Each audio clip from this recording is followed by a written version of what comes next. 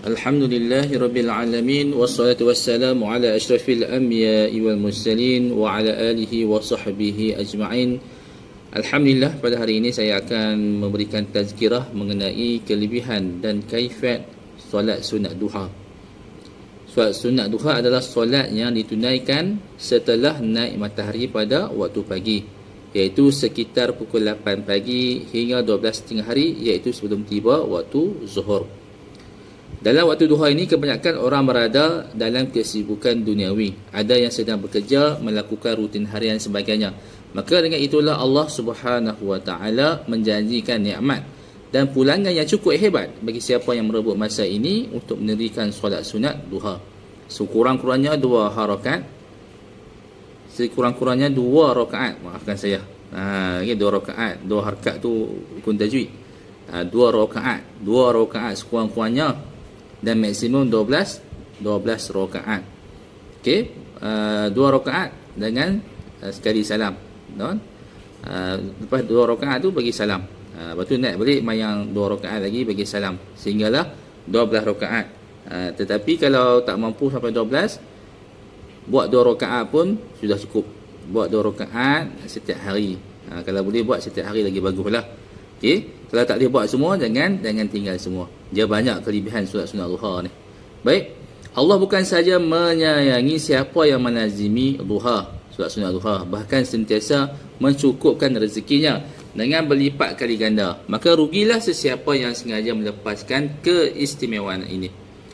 Okey, selain itu terdapat banyak lagi nikmat dan kelebihan dalam menunaikan solat sunat duha ini. Antaranya yang pertama. Okey, kita tengok apa kelebihan solat sunat duha ni. Yang pertama, disukai oleh Allah Subhanahu Wa Taala. Allah Subhanahu Wa Taala sangat menyukai golongan hamba-Nya yang mengerjakan solat sunat duha walaupun hanya 2 rakaat.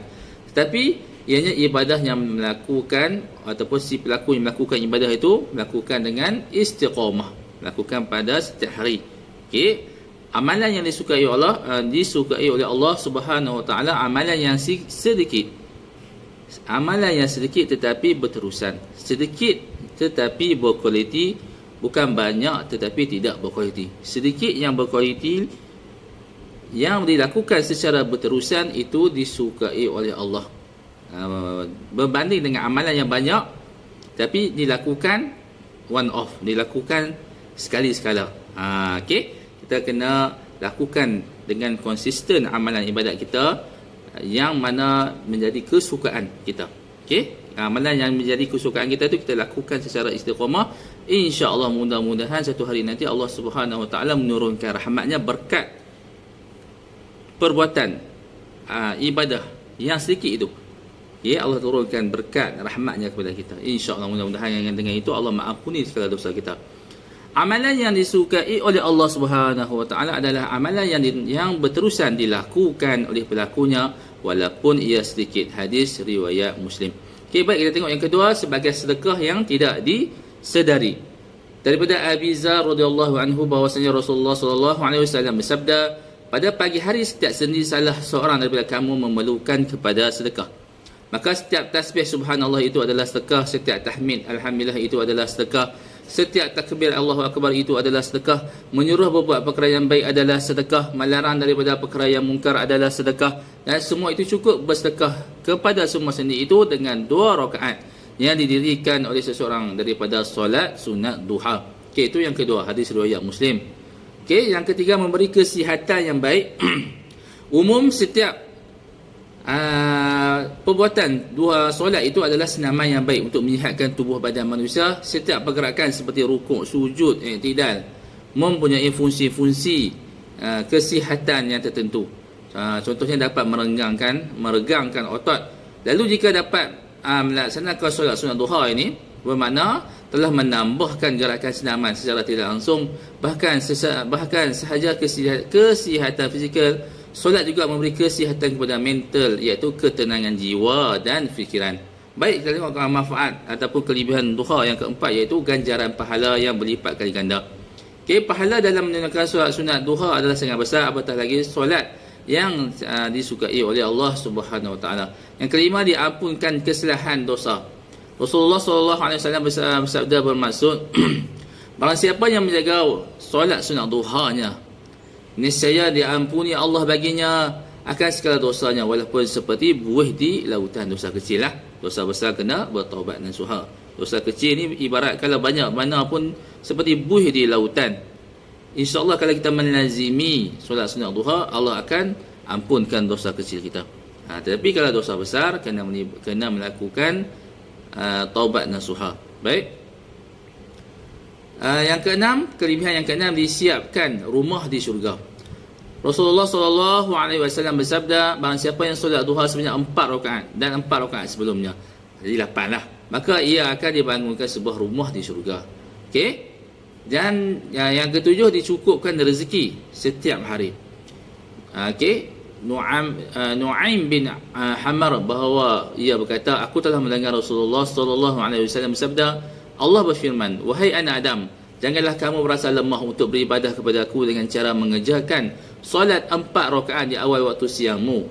Nescaya akan aku cukupkan untukmu di akhir harimu. Hadis riwayat Abu Daud. Baik, yang ke-8, mendapat keuntungan yang besar. Rasulullah SAW bersabda, barang siapa yang berwuduk kemudian masuk ke dalam masjid untuk melakukan solat duha, dialah yang paling dekat tujuan tempat perangnya dan paling banyak ghanimahnya. Ghanimah itu hasil rampasan perang yang dimenangi oleh umat Islam lah. Okey, dan lebih cepat kembalinya. Dan seterusnya, yang ke-9, mendapat pahala umpama menunaikan umrah. Daripada Abu Umamah radhiyallahu anhu bahwasanya Rasulullah SAW bersabda, barang siapa yang keluar dari rumahnya dalam keadaan bersuci untuk melaksanakan solat wajib, maka pahalanya seperti seorang yang melaksanakan haji. Barang siapa yang keluar untuk melaksanakan solat sunat duha, maka pahalanya seperti melaksanakan umrah. Yang ke-10, kelebihan solat sunat duha, iaitu menenangkan hati. Yang ke-11, urusan menjadi lebih mudah. Allah akan susun jadual kita hari itu dengan teratur berkat solat duha yang kita lakukan itu. 12, pemberi syurga dari pintu istimewa. Setiap amalan kita ni dia menjadi asbab kepada pintu syurga. Kalau orang yang suka berpuasa, dia akan masuk dalam syurga dengan pintu puasa, pintu Ar-Rayyan. Kalau orang yang suka melazimi duha, dia akan masuk ke dalam syurga dalam pintu duha. Kalau dia seseorang itu suka bersedekah, dia akan masuk dalam syurga melalui pintu sedekah. Okey, dia ada syurga ni, dia ada pintu-pintunya. Ke-13, menarik minda dan aura positif. Okey, bila sunat duha ni dia ada aura dia, artinya aura yang tertentu yang menarik aura-aura positif masuk ke fikiran, masuk ke jiwa kita, dan akan fikiran aura positif itu akan terkena di sekeliling kita. Orang tengok kita kata senang berurusan, suka bercakap kita, suka tanya pandangan kita, orang suka dengan kita ni. Dia jadi menarik aura positif. Okey. Okey, yang ke-14, doa mudah dimakbulkan. Okey, doa mudah dimakbulkan, amalan yang paling mudah dilakukan, iaitu kelebihan yang ke-15. Okey, saya rasa sekadar itu dahulu perkongsian saya pada pagi ini, iaitu solat sunat duha. Okey, saya tambah sikit lagi cara nak solat sunat duha tu dengan kita niat, saya aku solat sunat duha 2 rakaat kerana Allah Taala. Seperti biasa baca Al-Fatihah, baca surah yang kita mudah hafal lah, yang kita hafal. Rakaat pertama seperti biasa maki, rakaat kedua baca Fatihah dan surah yang lazim kita baca. Okey, lepas tu bagi salam, angkat tangan baca doa. Okey, ya Allah Tuhanku, sekiranya rezekiku di langit kau turunkanlah, sekiranya rezekiku di bumi kau keluarkanlah, sekiranya rezekiku jauh kau dekatkanlah, sekiranya rezeki ku sukar mudahkanlah, sekiranya haram kau sucikanlah. Tu di antara doa-doanya lah. Okey, baik, sekadar itu dahulu perkongsian saya pada pagi ini. Saya sudahi dengan lafaz wabillahi taufiq wa hidayah. Assalamualaikum warahmatullahi wabarakatuh.